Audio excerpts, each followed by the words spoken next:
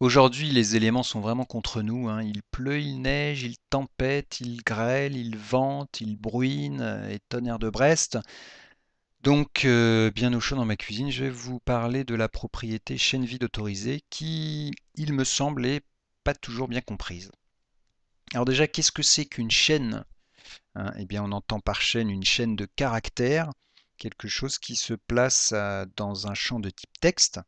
Prenons par exemple le cas d'un champ prénom, à l'intérieur duquel je vais placer le prénom Eric, E-R-I-C.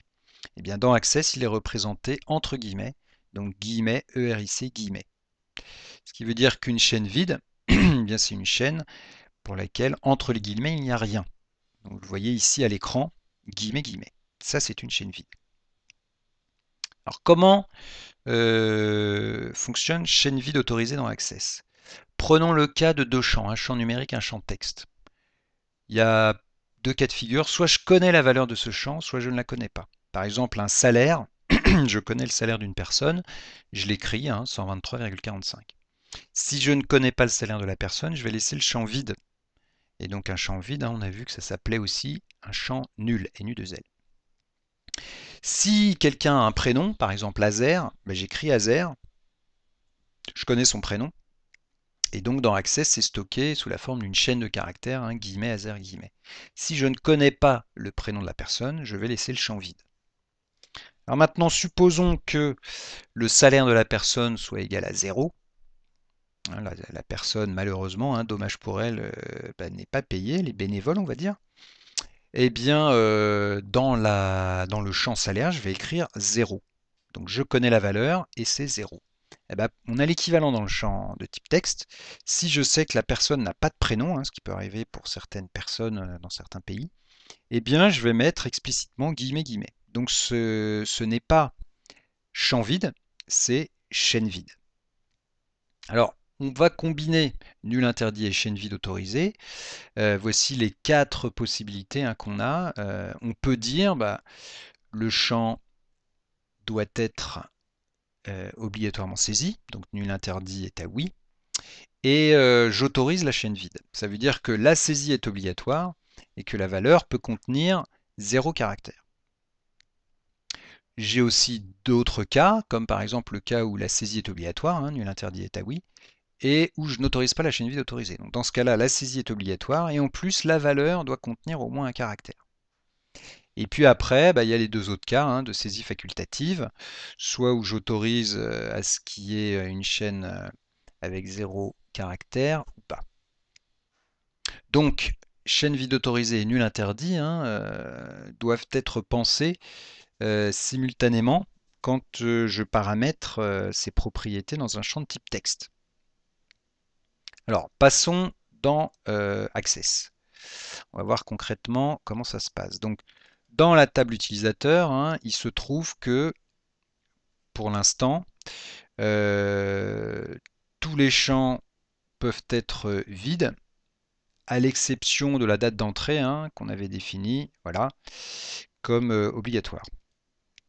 Donc ici, je pourrais très bien tout laisser vide sauf la date d'entrée. Bon, évidemment, ce qui pourrait être intéressant quand même, c'est d'avoir le nom qui soit obligatoire.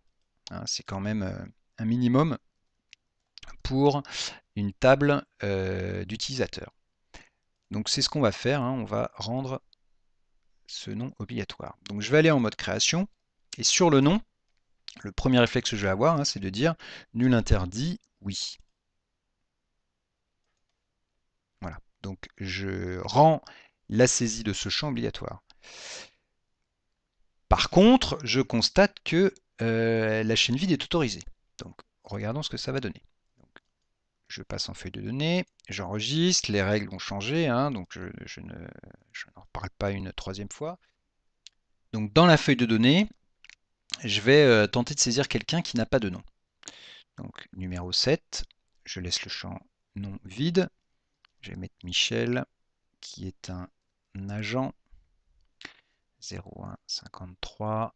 Et puis je lui mets une date d'entrée, puisque ça c'est obligatoire. Voilà, donc je change de ligne pour valider.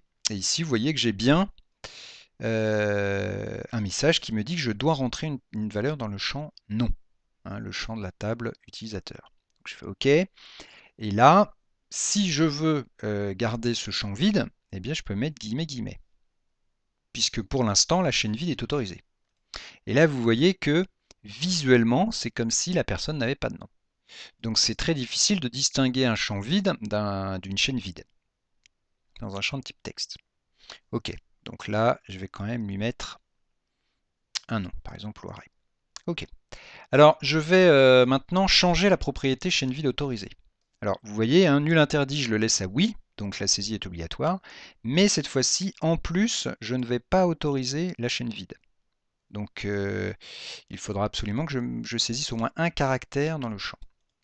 Je passe en feuille de données. Les règles ont changé, donc je ne réexplique pas ces messages. Et dans la feuille de données, je vais saisir donc une nouvelle personne sans nom. On va l'appeler Franck. C'est un agent 0155. Et puis on va lui mettre une date d'entrée. Hein. Ok, voilà. Alors, je passe à la ligne. Et ici, j'ai bien le message comme tout à l'heure, comme quoi je dois saisir un nom dans le champ. Hein, le champ ne peut pas être vide. Je vais tenter de mettre une chaîne vide. Et vous voyez que je ne peux pas. Hein, le champ non ne peut pas être une chaîne vide. Donc là, au moins, on a un message clair. Donc, si j'écris une lettre, hein, il suffit d'une lettre pour qu'il accepte ma saisie. Donc, je vais quand même saisir un nom en entier. Ok, donc vous voyez que ces propriétés hein, fonctionnent effectivement comme je vous l'avais indiqué, ce qui est quand même heureux. Et ces deux propriétés, hein, nul interdit et chaîne vide autorisée, se complètent, vous voyez bien, quand on est sur un champ de type texte. Donc j'espère que cette vidéo vous aura fait mieux comprendre à quoi correspond et à quoi sert chaîne vide autorisée.